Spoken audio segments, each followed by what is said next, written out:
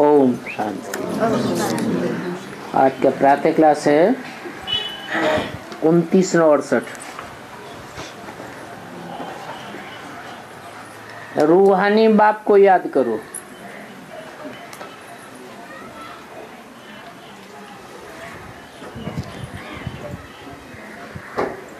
क्यों बोला? क्यों बोला? रूहानी बाप को याद करो, क्योंकि जिस्मानी बाप तो 84 जन्म याद करते रहे। जिस्मानी को याद करने की प्रैक्टिस है, परंतु रूह को और रूहानी बाप को सब भूले हुए थे। अब ये तो समझते हो रूहानी बाप ऊंचे ऊंचे है।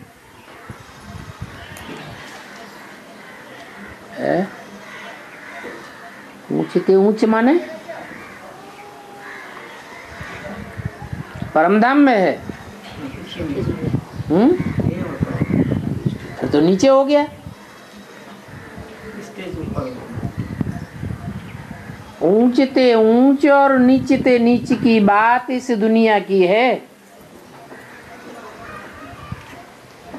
परमधाम में न ऊंच होता है और न नीच होता है। माना वो ऊंचे ते ऊंचे धाम का रहने वाला जब इस साकार सृष्टि पर आता है तो साकार मुकर्रर रथ में प्रवेश करके ऐसी स्टेज बनाता है रथधारी की कि आप समान बना लेता है। माना निराकारी, निर्विकारी, निरहंकारी बनाए देता है। उस लास्ट स्टेज का गायन है ऊंचते ऊंच बाप।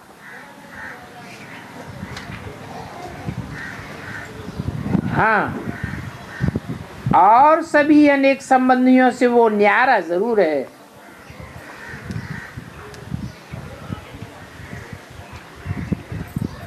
जो भी संबंधी होते हैं वो साकार होते हैं, समान बंधन बांधने वाले होते हैं, और वो नीचते नीच भी पार्ट बजाते हैं। लेकिन ये बाप ऊंचते ऊंचे है और पढ़ाते भी ऊंचते ऊंचे हैं। ऐसी ऊंची पढ़ाई और कोई नहीं पढ़ा सकता। ऊंचते ऊंचे बाप है तो वर्षा भी ऊंचे ते ऊंचा देता होगा। ऊंचे ते ऊंचा वर्षा कौन सा है जो कोई बाप नहीं देता?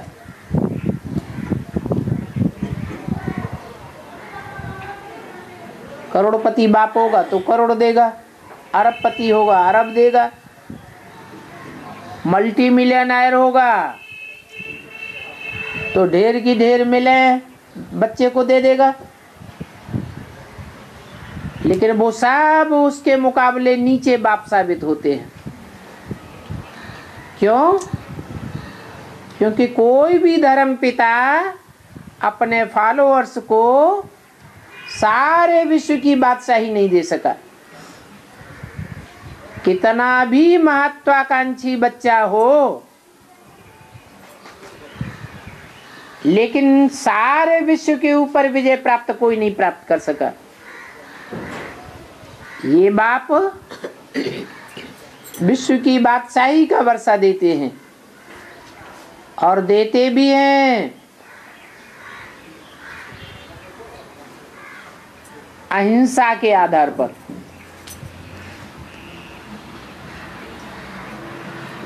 हिंसा सिखा करके वर्षा नहीं देते।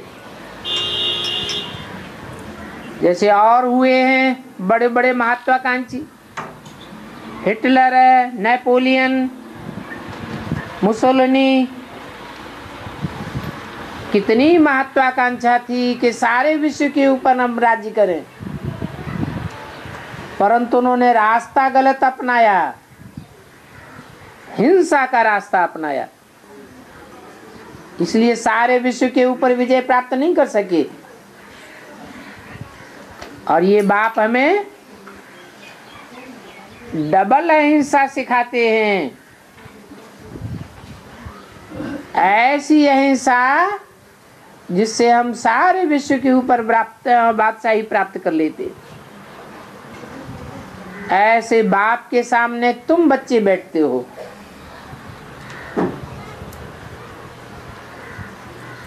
और बच्चे नहीं बैठते। और माने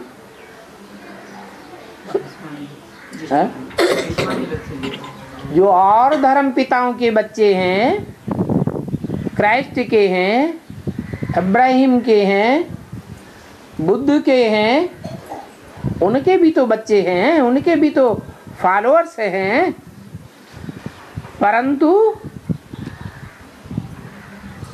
वो विश्व की बादशाही प्राप्त नहीं करते अपने बाप से। और तुम ऐसे बाप के सामने बैठते हो जो विश्व की बादशाही देने वाला है। ये तो जरूर याद आता होगा कि हमारा ऊंचे ते ऊंचा बाबा है, और ऊंचे ते ऊंची नई दुनिया का वर्षा देते हैं। कलयुग से ऊंची दुनिया द्वापर, द्वापर से ऊंची दुनिया त्रेता, और त्रेता से ऊंची दुनिया सत्ययुग। ऐसे सत्यधाम का रहने वाला सच्ची बातें बता करके सतयुग की राजाई देते हैं। बच्चा भी बनाते हैं, फिर खुद ही बैठ बच्चे को पढ़ाते हैं, बाप भी बनते हैं, और फिर टीचर भी बन जाते हैं, और फिर घर भी ले जाते हैं आप समान बनाकर।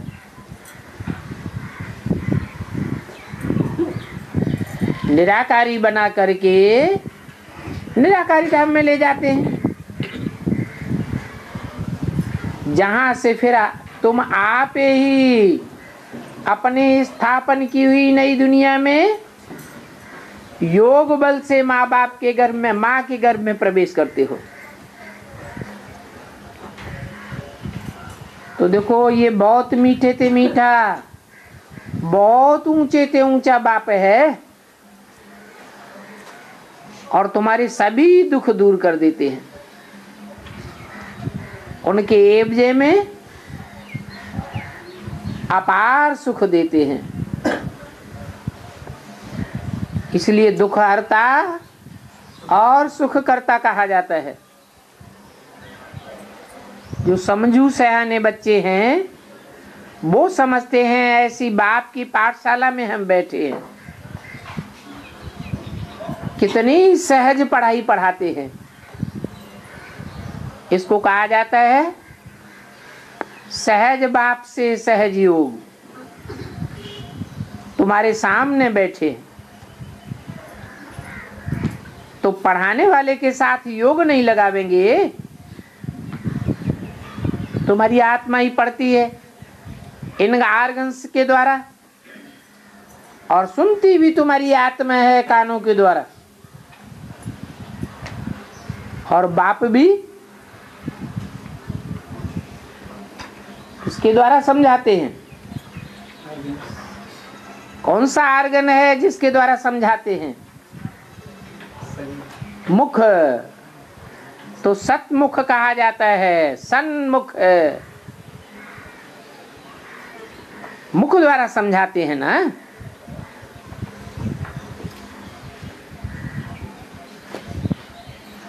इसलिए फिर कौन से मुख का गायन है? जिस मुख के द्वारा सारी दुनिया समझ जाती है।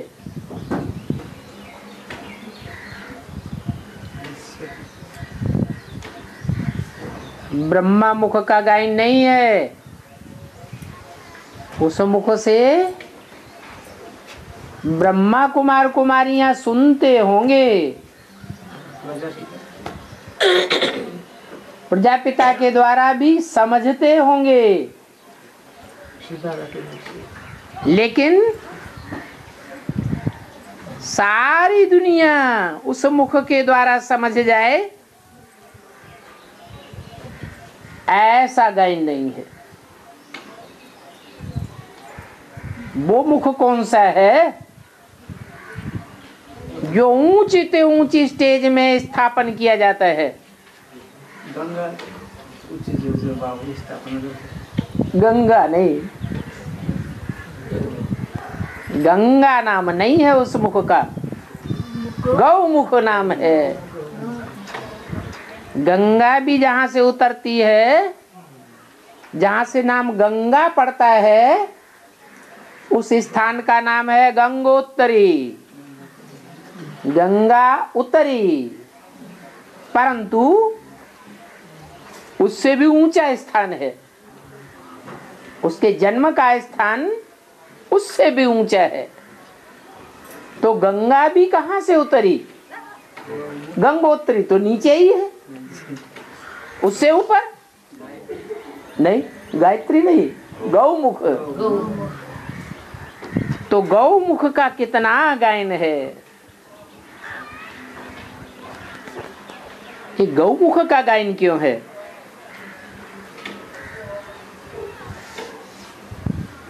मुख लेते हैं ज्ञान सुनाने के लिए, तो क्या गौमुख में आते हैं? गौमुख में आते हैं या बैल मुख में आते हैं? है? है? शिव बाप किस मुख में आते हैं? बैल में आते हैं। यादगार में अपने यहाँ जो पहली कांग्रेस गवर्नमेंट बनी थी, तो 2 बैलों की जोड़ी प्रसिद्ध थी।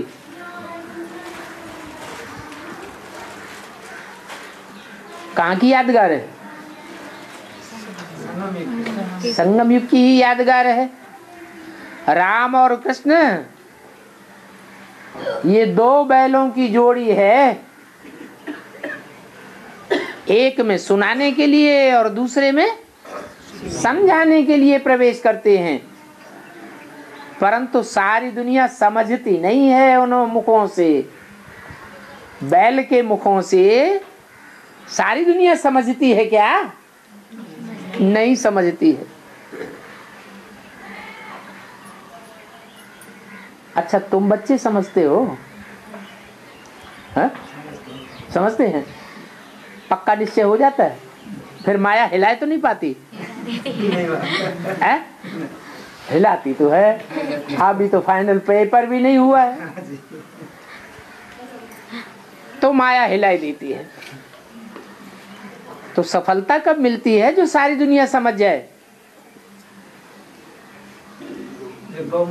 तब ही सफलता मिलती है, जब गौमुख से वो ज्ञान निकलता है। इसलिए बाबा कहते हैं कि कन्याओं माताओं के मुख से ज्ञान सुनना अच्छा लगता है। क्यों अच्छा लगता है? जिस बात में सफलता हो वो ही बात अच्छी लगती है। सफलता ना हो, असफलता हो जाए, तो अच्छी होते हुए भी कोई अच्छी नहीं कहेगा। इसलिए बोला, देखो गौमुख का कितना गायन है। इसमें प्रवेश कर फिर इस माता द्वारा बच्चों को एडॉप्ट करते हैं।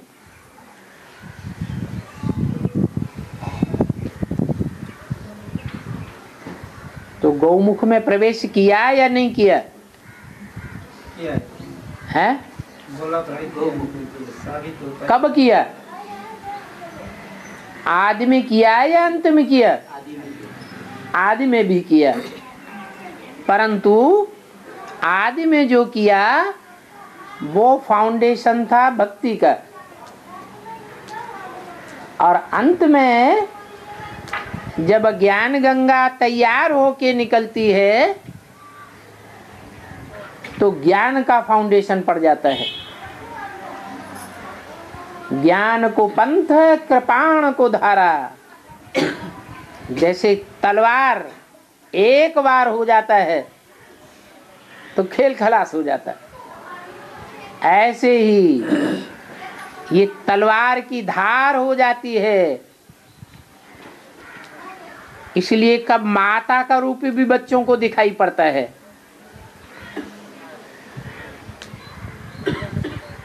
कब दिखाई पड़ता है? जब ज्ञान गंगा निकलती है। और ज्ञान गंगाएं कब निकली? आदि में, मध्य में या अंत में? कब का गायन है? नहीं, आदि में नहीं। निकली भी हो तो प्रसिद्ध नहीं हुई। मध्य में सरस्वती, सरस्वती नदी का क्या गायन है? बीच में आई और बीच में ही चली गई। और गंगा का अंत में गायन है। अंत में ज्ञान गंगाएं निकली हैं तो बच्चों को दिखाई पड़ता है। ऐसे अनुभव बहुतों को होता है, तेरे को अकेले नहीं होता है। सच सच माता समझ, फिर दूध भी पीने लगते हैं।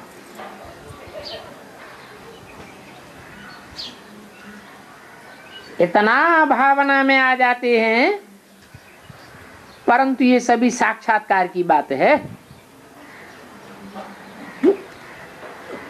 ये ईश्वर की युक्ति कही जाती है। क्या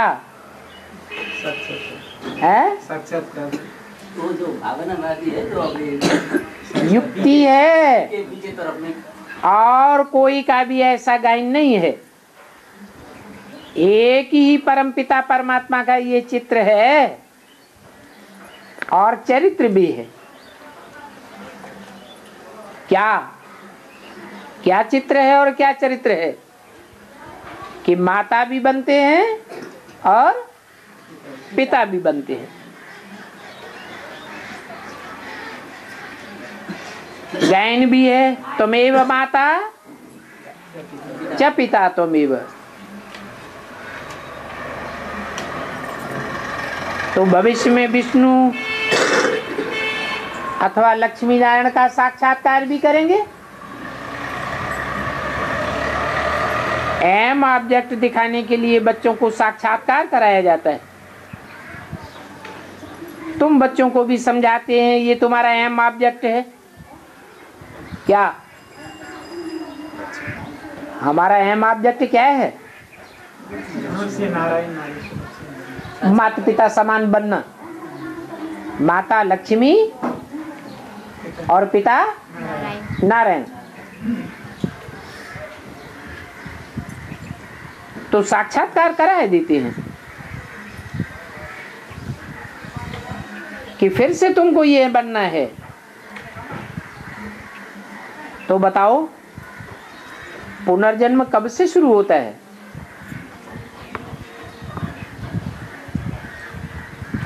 पुनर्जन्म की भी शुरुआत आखिर कब से?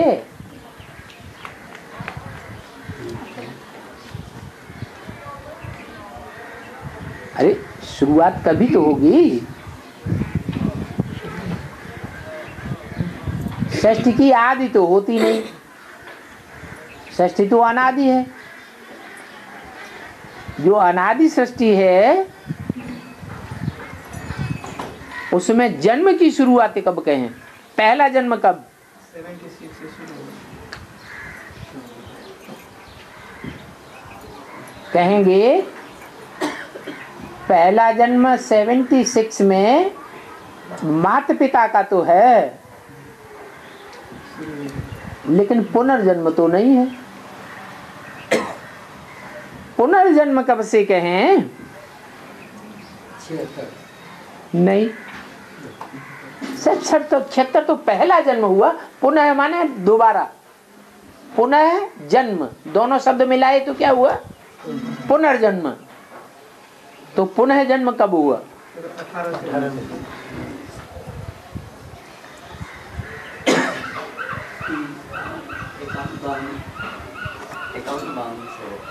51 51 क्यों? वो बाबा ने जो जब गीता सुनाने लगे नहीं, ज्ञान गीता तो पहले से ही चलती थी, कराची से मुरली निकलती चली आई है, तो ज्ञान गीता तो तभी से है। ज्ञानामृत नहीं कहेंगे, अमृत कहेंगे तब जब गौमुख हो। कब कहा जाता है? अमृत किससे निकला? कहते हैं गौमुख से अमृत निकला। अमृत से अमर हो जाते हैं। अभी मरते जीते रहते हैं कि अमर बने बैठे हैं ब्राह्मण। अभी अभी निश्चय होता है और अभी अभी अनिश्चय हो जाता है। अनिश्चय हो गया तो मर गए, निश्चय हो जाए तो जिंदा हुए। तो गौ के मुख से निकला हुआ अमृत मिल रहा है? अभी नहीं मिल रहा है। हाँ, वो भी टाइम आएगा कि गौ के मुख से निकला हुआ अमृत हम पिएंगे। जैसे गंगा जल को पीते हैं तो भक्त लोग क्या समझते हैं? अमृत जल है। तो ये यहाँ की बात है। तो शुरुआत तब से कहेंगे जब से विष्णु प्रत्यक्ष हो, लक्ष्मी नारायण का संपन्न स्वरूप प्रत्यक्ष हो जाए। कौन से लक्ष्मी नारायण? सतयुग के 8 लक्ष्मी नारायण की बात नहीं है। जो नर से डायरेक्ट नारायण और नारी से लक्ष्मी बनने वाले हैं, उनकी बात है। तो कहेंगे शुरू से। शुरू कब कहें? है? नहीं, शुरू कब कहें? अब ये 18 से होना चाहिए। 18? 2018 से होना चाहिए। ये तो पुराना हो गया। नहीं, ये जो जैसे हम 2018 कहेंगे, ये पुराना है या नया है?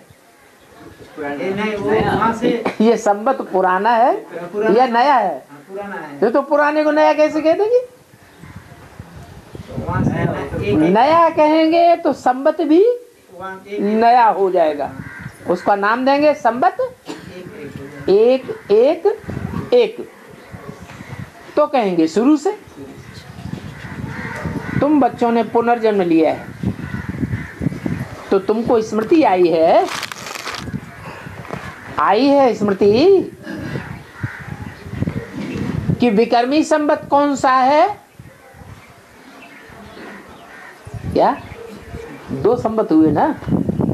एक तो हुआ विक्रमी संबत, द्वापर के आदि से, जब से विक्रम शुरू हुए है, और एक है विक्रम संबत।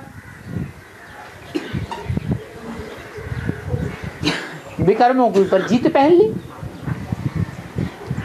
तो स्मृति आई। हर बात की तुमको स्मृति दिलाते हैं। पहले पहले तुम सो देवता थे। कब? पहले पहले सृष्टि के आदि काल में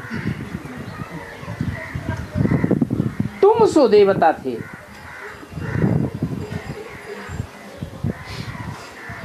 ये नहीं कहा हम सो देवता थे, यह सो देवता थे, ये भी नहीं कहा।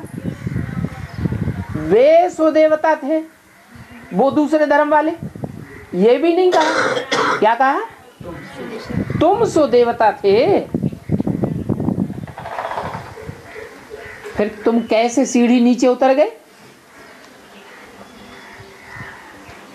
वो ही नीचे उतरे हुए अभी फिर तुम देवता बनते हो। तो समझो, जो पहले पहले जन्म में आए होंगे वो ही 84 के चक्र में आवेंगे। जो आदि वाले थे, शुरू वाले थे, वो ही 84 के चक्र में आवेंगे, वो ही पक्के पक्के देवता कहे जाएंगे। पहले नंबर में कहेंगे प्रिंस श्री कृष्ण। कौन सा श्री कृष्ण? सतयुग का या संगम का? संगम का, जिसका गायन है शास्त्रों में। फिर भिन्न भिन्न नाम रूप धरकर वो इस समय फिर खड़े हैं। तो तुम फिर से सो राजकुमार बनते हो। तुम बच्चों की बुद्धि में है वो ऊंच ते ऊंच भगवान है, जो हमको ऊंच ते ऊंच बनाता है। ऊंच ते ऊंच पढ़ाई पढ़ा करके वो पतित पावन है, ये स्मृति में रखना है। क्या बात? क्या बात स्मृति में रखना है? कि वो एक ही ऊंच ते ऊंच बाप है, जिसके संग के रंग में आने से हम ऊंच ते ऊंच स्टेज प्राप्त करते हैं। उसके अलावा और जो भी मनुष्य मात्र की आत्माएं हैं, उनके संग के रंग में रंगकर हम कहाँ जाते हैं? नीचे जाते हैं। इसमें मुझने की कोई बात नहीं है। इसमें किस बात में? कि एक बाप ही पतित पावन है, एक के अलावा और कोई भी पतितों को पावन बनाने वाला नहीं है। तुम्हारी आत्मा पहले 24 कैरेट कंचन थी ना।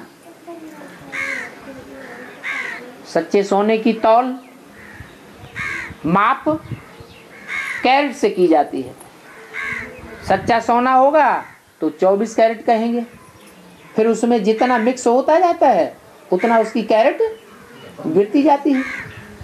तो पहले पहले तुम्हारी आत्मा 24 कैरेट कंचन थी, शरीर भी तुम्हारा कंचन था, कोई भी रोग नहीं था, सारी दुनिया ही कंचन बन गई थी।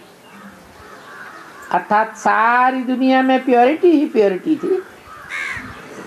तो विचार करो, हमारा बेहद का बाप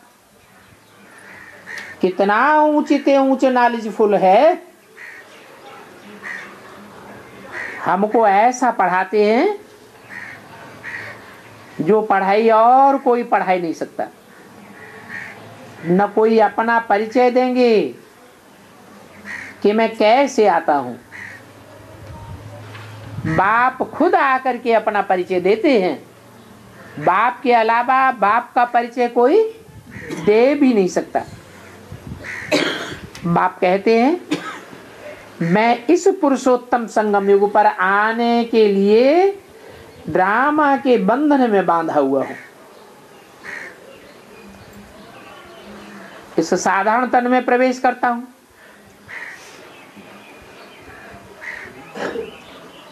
और ये साधारण तन भी बहुत जन्मों के अंत के भी अंत में मिलता है। बहुत जन्मों के अंत का जन्म होगा ही श्री कृष्ण का।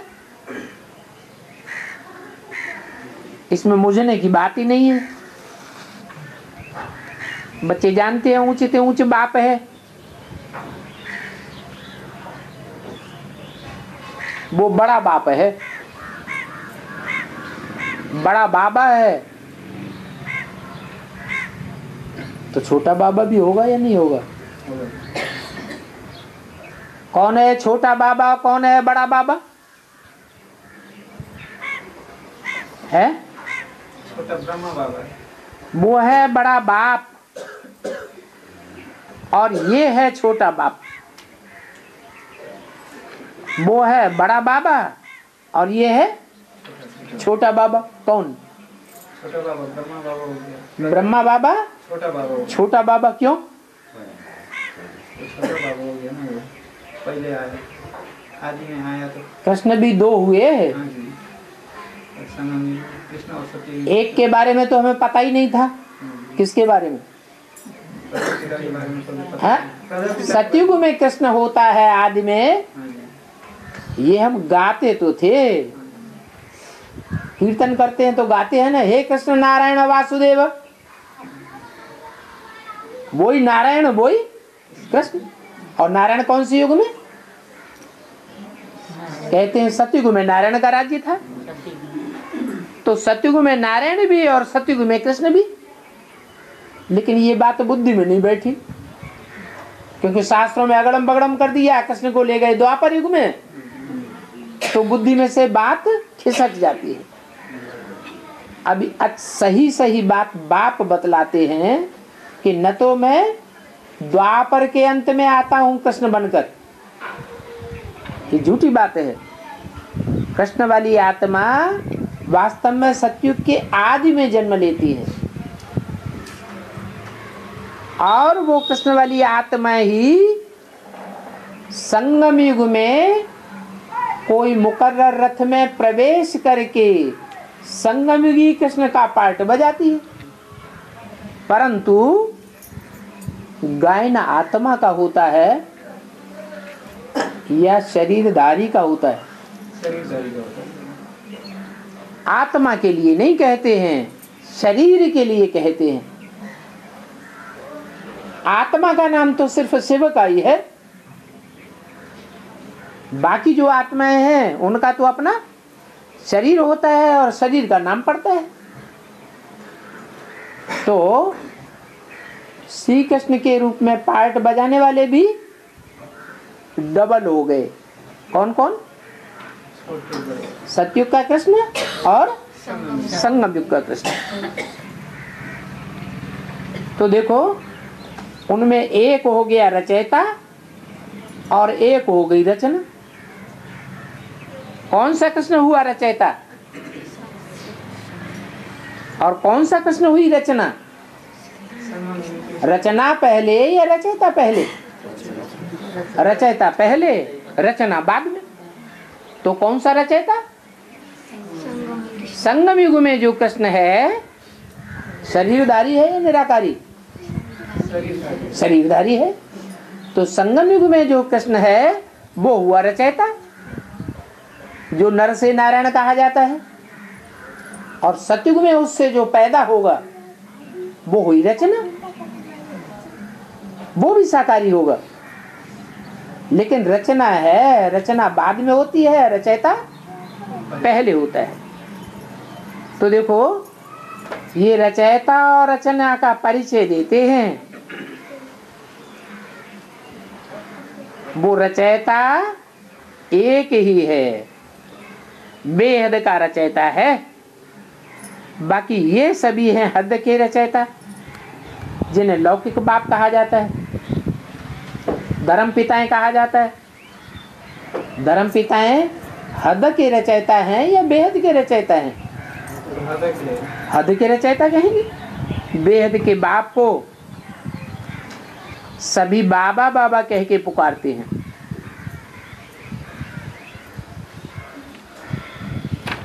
ऊंचते ऊंच तो उनका यादगार भी कैसा होगा? ऊंचते ऊंच होगा। कौन सा यादगार है? ऊंचते ऊंच का यादगार कौन सा है? यादगार माने मंदिर। कौन सा मंदिर है जो ऊंचते ऊंच कहा जाता है? बनाया भी ऊंचे स्थान पर जाता है। शिव का मंदिर ऊंच स्थान पर बनाया जाता है और ऊंचते ऊंच माना जाता है। और जो भी मंदिर हैं, यादगार हैं, वो ऊंचते ऊंच नहीं है और इतने ऊंचे स्थान पर भी नहीं बनाई जाती। शिव का मंदिर देखो कहाँ जाकर के बनाया है। ऊंची से ऊंची यादगार कैलाश पर्वत दिखाते हैं, अमरनाथ दिखाते हैं, तो यादगार भी ऊंचे से ऊंची है। यहाँ माउंट आबू में क्या कहते हैं उसे? गुरु शिखर यादगार है। नाम क्या रखा? गुरु। कैसा गुरु? शिखा माने चोटी, चोटी का गुरु है, नाम दिया है गुरु शिखर। यहाँ तपस्या करते हैं और वहां सूक्ष्म वतन में बैठे दिखाए।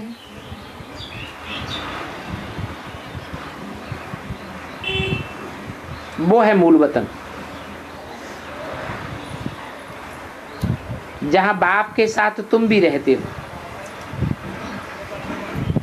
तो बाप कितना अच्छी रीति बैठ समझाते हैं, रोज रोज समझाना पड़ता है। क्या रोज रोज कोई बात क्यों समझानी पड़ती है? बार बार रिपीट क्यों करनी पड़ती है?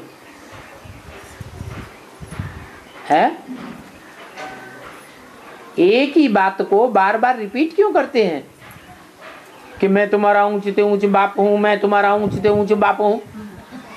रट्टा लगाए हुए हैं रोज, ऐसे क्यों? बच्चे भूल जाते हैं। बच्चे भूल जाते, कहते हैं मैं सन्मुख आके बैठता हूं तो भी भूल जाते हैं।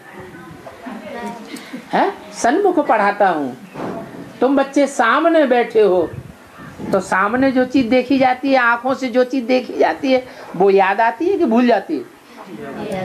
याद आती है। तो तुमको क्यों भूल जाती है? माया बुला देती। माया का तो नाम दे दिया है। माया कोई और चीज थोड़े ही है। माया है अपनी कमजोरी। कौन सी कमजोरी?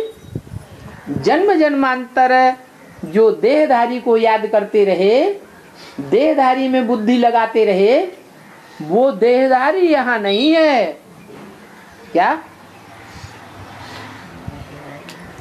जन्म जन्मांतर कौन से बाप को याद किया? कौन से टीचर को याद किया? कौन से गुरुओं को याद किया? देहधारियों को याद किया है या निराकारी को याद किया? देहधारियों को याद किया। तो प्रैक्टिस पड़ी हुई है इस बात की। देहधारी को याद करने की प्रैक्टिस पड़ गई। देहधारी से फट लगाव लग जाता है। और जो निराकारी बाप है वो इन आंखों से देखने में आता ही नहीं है, इसलिए वो बार बार भूल जाता है। इसलिए बाप को बार बार याद दिलाना पड़ता है। तो रोज रोज समझाना पड़ता है, बच्चे तुम्हारा बेहद का बाप आया हुआ है। और जो बाप हैं महान धर्म पिताएं भी कहे जाते हैं, वो बाप हैं कि नहीं? वो भी बाप हैं, वो नहीं भूलते। और ये बाप भूल जाता है। कब तक भूलता रहेगा? अरे कोई लिमिट है कि नहीं है? क्या लिमिट है कि मरते दम तक भूलते ही रहेंगे? कब तक याद रहेगा? कब तक भूलता रहेगा? बताया। जब तक देवताओं का झाड़ अर्थात तुम ब्राह्मणों का झाड़ फुल स्थापन नहीं हो जाएगा। क्या? पूरा झाड़ जब तुम ब्राह्मणों का स्थापन हो जाएगा, स्थापना का काम पूरा हो जाएगा, तब तक तुमको समझाते ही रहेंगे और तुम भूलते ही रहेंगे। यह प्रजापिता ब्रह्मा है।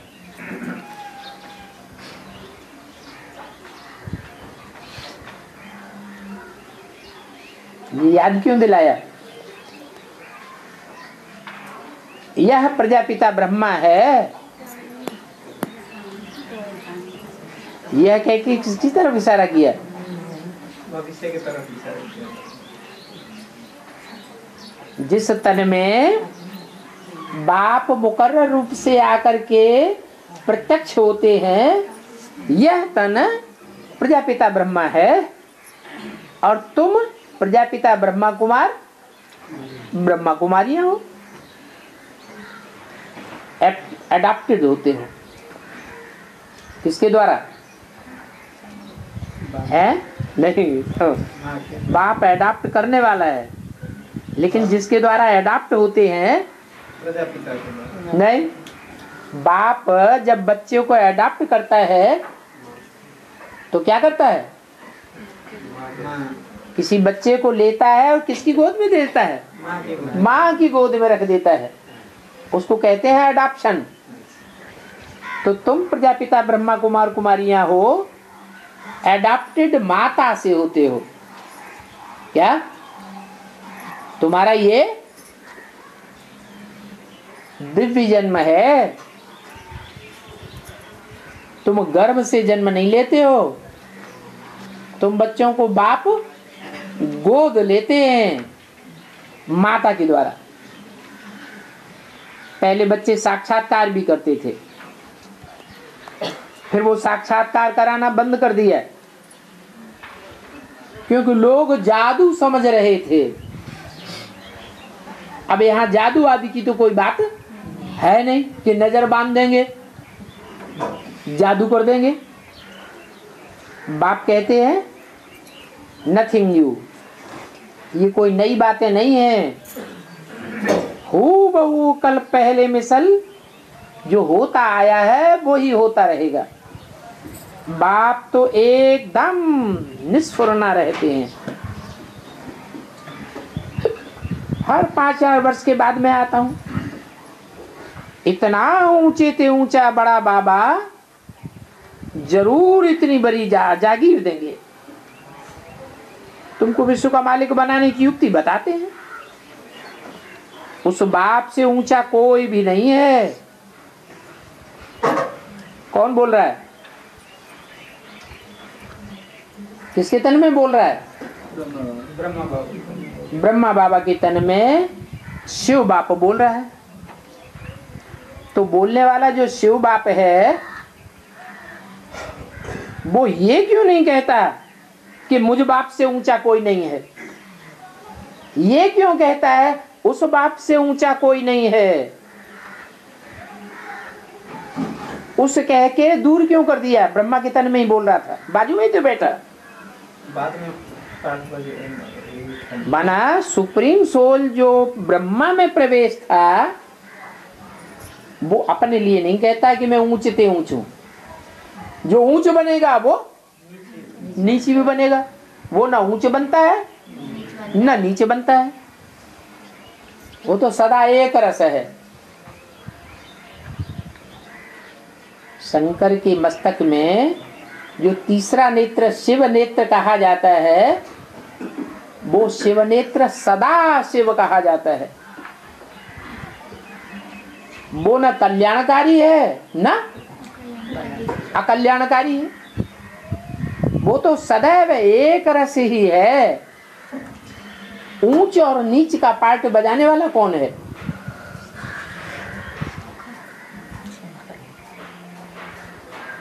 वो रचयिता है या रचना है? जो ब्रह्मा के तन में बोल रहा था। अरे वो रचयिता है, वो नई दुनिया रचता है। शरीर ही खत्म हो गया, ब्रह्मा का शरीर रह गया कि खत्म हो गया? तो वह रचयिता कैसे हुआ? न रचना है ना रचयिता है। हाँ, ब्रह्मा को रचना कहेंगे, लेकिन वो ब्रह्मा भी उसकी यादगार शास्त्रों में नहीं है, उसकी मूर्ति भी नहीं बनती। कौन से ब्रह्मा की यादगार है? कौन सी ब्रह्मा की पूजा होती है? वो नहीं, वो ही ब्रह्मा जब जगदम्बा का रूप धारण करता है तो पूजा होती है। वो ही जगदम्बा गौमुख कही जाती है। तो बोला बाप कहते हैं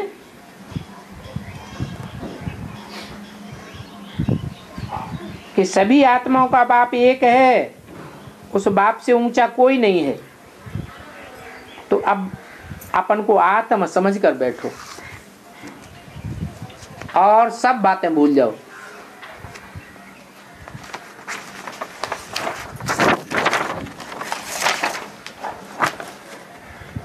बेहद का बाप आकर बेहद का वर्षा देते हैं। 29 और 68 की वाणी का दूसरा पेज। आधा कल्प तुम सुख में रहते हो, उसको कहेंगे दिन, और आधा कल्प तुम ठोकरें खाते रहते हो। ठोकरें खाते हैं तो सुख कहेंगे या दुख कहेंगे? दुख कहेंगे। जब तुम दिन में होते हो तो तुम धक्का नहीं खाते हो। क्या कोई संबंधी से धक्का नहीं खाते हो, कोई गुरु से धक्का नहीं खाते हो, कोई तीर्थों में धक्के नहीं खाते हो। धक्का खाना माना धोखा खाना। धोखेबाज क्या करते हैं? जो धोखेबाज होते हैं वो क्या करते हैं? धोखा दे देते हैं ना। जब धोखा दे देते हैं, जिसको धोखा मिलता है वो कहता हमने धक्का खाया, फालतू धक्का खाया। न धक्का खाते न धोखा खाते तो अच्छा था। तो दिन में तुम धक्का नहीं खाते हो, धोखा नहीं खाते हो, और रात में तुम धक्के पर धक्के खाते रहते हो। अब धक्का दिन में नहीं खाया जाता है, रात में खाया जाता है। क्यों? क्यों धक्का खाया जाता है? क्यों धोखा खाते हैं? क्योंकि पहचान नहीं पाते हैं तो धोखा खाते हैं। तो भक्ति मार्ग में धक्के खाने पड़ते हैं। तुम बच्चों को कितनी खुशी होनी चाहिए इस बात की। अरे तुम बच्चों को कितनी खुशी होनी चाहिए, किस बात की खुशी? क्या विश्व की बादशाही मिल गई? मिल गई? नहीं मिल गई तो किस बात की खुशी? धोखा खाने। हाँ, अब हम धक्का खाने से धोखा खाने से बच गए। धोखा खाने से बच गए। अगर सभी बच गए तो फिर ये विष्णु पार्टी कहां से उठ के खड़ी हो गई, और विष्णु पार्टी में गुरु बन के कहां से बैठ गए? धक्का खा रहे हैं कि नहीं खा रहे हैं? धक्का खा रहे हैं तो बच कहां गए? सब नहीं खा रहा है। सब नहीं खा रहा है कहीं पे बच्चे। अच्छा, जो नहीं खा रहे हैं वो कल नहीं खाएंगे, माया उनको धक्का नहीं खिलाएगी, इसकी क्या गारंटी है? गारंटी है? नहीं है। गारंटी तो नहीं है, तो फिर खुशी तो बेकार हो गई। बाबा तो पूछ रहे हैं तुम बच्चों को कितनी खुशी होनी चाहिए कि हम धक्का खाने से बच गए। ये खुशी की बात नहीं है, खुशी की बात है। फिर इधर ये भी कहते कोई गारंटी नहीं है। नहीं, कुछ बच्चे तो बाबा की नजर में ऐसे हैं जो धक्का खाने से बच गए। अब कौन है ये अभी पूरा पता नहीं पड़ा है। तो तुम बच्चों को कितनी खुशी होनी चाहिए कि ऊंच ते ऊंच शिव बाबा, जिसको भक्ति मार्ग में हम 2500 साल पुकारते आए, वो आकर के हमको मिला है। पुकारते आए दुख हरो सुख दो और दुख हरो, सुख करता और दुख हरता। सुखधाम से दुखधाम से सुखधाम में ले चलो। बाप कहते हैं दुखधाम और सुखधाम ये तुम्हारा चक्कर है, मेरा कोई चक्कर नहीं है। क्या ये चक्कर काटना, चक्कर खाना ये तुम्हारा चक्कर है, मेरा चक्कर मेरा नहीं है। तो देखो कितनी सहज रीत समझाते हैं। ये भी समझाए देते हैं कि रावण के सिर के ऊपर गधे का शीश दिखाया जाता है। क्यों? हैं? क्यों दिखाते हैं? अरे देह अभिमान। बाप जानते हैं कितने टट्टू बुद्धि बन पड़े हैं। टट्टू नाम क्यों दे दिए? हैं? टट्टू क्या करता है? वजन ढोता है।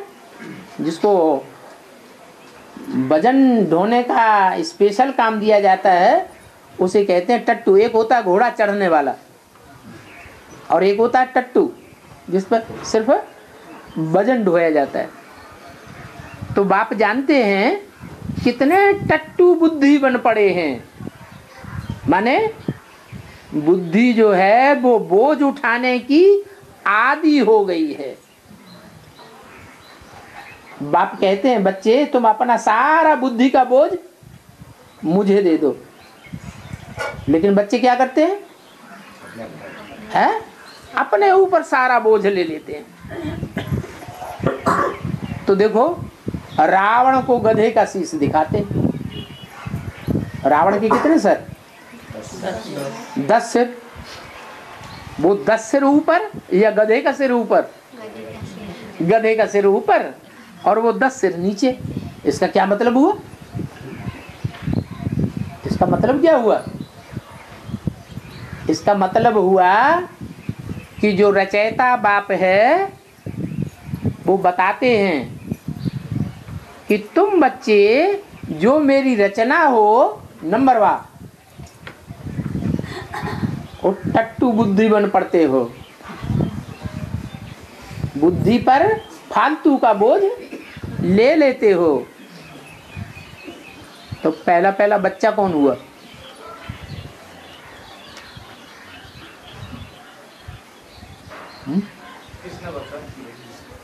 फिर भगवान।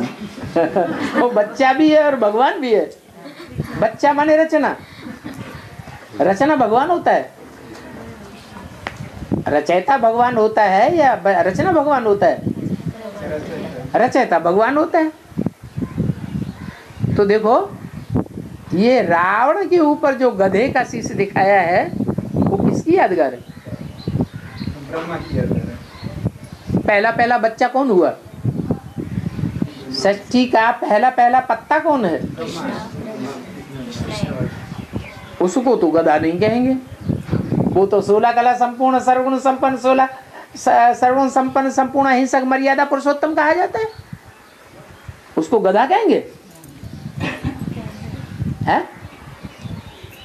जो 84 जन्म लेने वाले बच्चे हैं षष्ठी में, उन बच्चों में पहला नंबर है, पहला पत्ता है। रचना पत्ता है, पत्ता रचना कहा जाता है, बीज बाप कहा जाता है। नंबरवार होता है। हाँ, नंबरवार। तो पहला जो पत्ता है उसको गधा कहेंगे। उसको गधा कहेंगे या ये कहेंगे कि वो पहला पत्ता आखिरी जन्म में आकर क्या बन जाता है? गधा बन जाता है। जो 10 सिर दिखाए गए हैं रावण के, 10 धर्म के 10 पिता, धर्म पिताएं हैं ना, उन धर्म पिताओं के ऊपर भी कंट्रोल करने वाला बन जाता है। क्या? काम क्रोध लोभ मोह अहंकार, पृथ्वी जल वायु अग्नि आकाश, ये 10 विकार और प्रकृति के 5 तत्व, 5 विकार और 5 तत्व, ये 10 मिलकर के रावण के 10 शीश बने। और इन 10 शीशों को कंट्रोल करने वाला कौन बन जाता है? अरे गधा माने देह अभिमान। जो देह अभिमान है वो 5 विकारों को पैदा करता है और से देह अभिमान के कारण ही जो 5 तत्व हैं वो तामसी बन जाते हैं। अगर देहभान ना हो, आत्माभिमानी हम बन जाएं तो 5 तत्व कैसे बन जाएंगे? सतो प्रधान बन जाएगी। सतयुग में 5 तत्व सतो प्रधान क्यों होते हैं? क्योंकि आत्मा सतो प्रधान होती है और यहाँ आत्मा तमो प्रधान है, तो 5 तत्व भी तमो प्रधान है। लेकिन इन 5 तत्वों को और आत्मा को जो तमो प्रधान बने पड़े हैं, इनको चलाने वाला कौन है? इनका मूल कौन है? इनकी जड़ कौन है? देह अभिमान। देह अभिमान। देह अभिमान। तो कड़े ते कड़ा जो विकार हुआ वो क्या हुआ? देह अभिमान। काम क्रोध लोभ मोह अहंकार इतने कड़े नहीं हैं, इनसे भी जास्ती देह अभिमान बहुत कड़ा है। देखो कितना समझाते हैं, गीता का भगवान कृष्ण नहीं है, और जिसको समझाते हैं, जिसके लिए ये समझाया जाता है, वो ही लंबा टाइम लगाता है। ये दूसरे बच्चे लंबा टाइम लगाते हैं। देर में किसकी बुद्धि में बैठता है?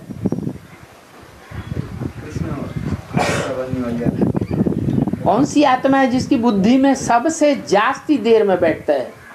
ब्राह्मण बच्चों के बीच में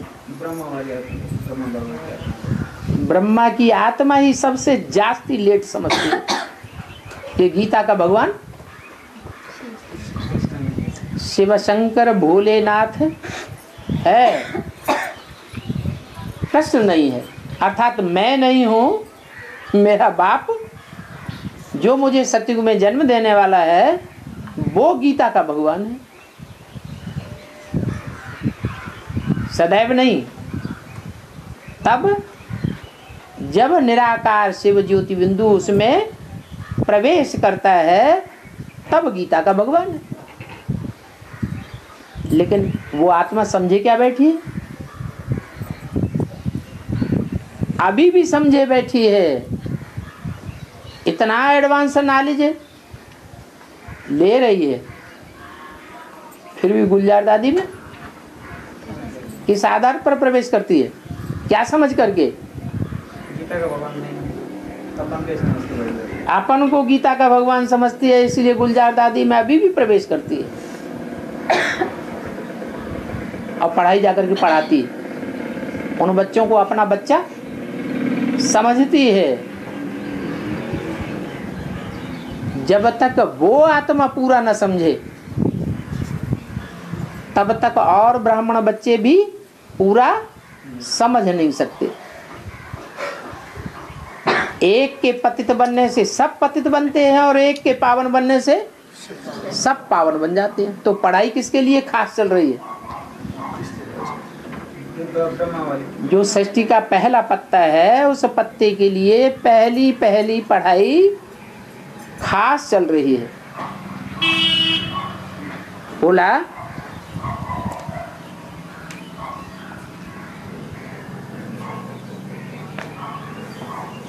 रावण ने देखो तुमको क्या बनाई दिया है, इसलिए ये निशानी दे दी है। क्या क्या निशानी दे दी है रावण में? टट्टू की निशानी दे दी है। 5 विकार स्त्री में, 5 विकार पुरुष में। कौन सी स्त्री है? क्या नाम दिया है शास्त्रों में उसका? मंद उदरी। उदर, उदर माने पेट। ये पेट होता है, इस पेट में बात पचती है, कोई को नहीं पचती है। खास करके कहते हैं ना, औरतों के बुद्धि रूपी पेट में बात पचती नहीं। तो ये पेट हो गया आत्मा का। और शरीर का पेट कौन सा हुआ? ये। तो बोला मंदोदरी को दिखाते हैं स्त्री के रूप में और रावण को दिखाते हैं पुरुष के रूप में। पुरुष के 5 विकार, काम क्रोध लोभ मोह अहंकार, ये पुरुष के माथे ही क्यों जड़ दिए?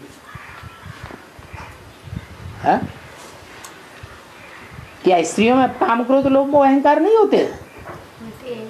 फिर ये रावण को पुरुष रूप दे करके उसके ही माथे पर 5 विकार क्यों लगा दिए? क्या कारण?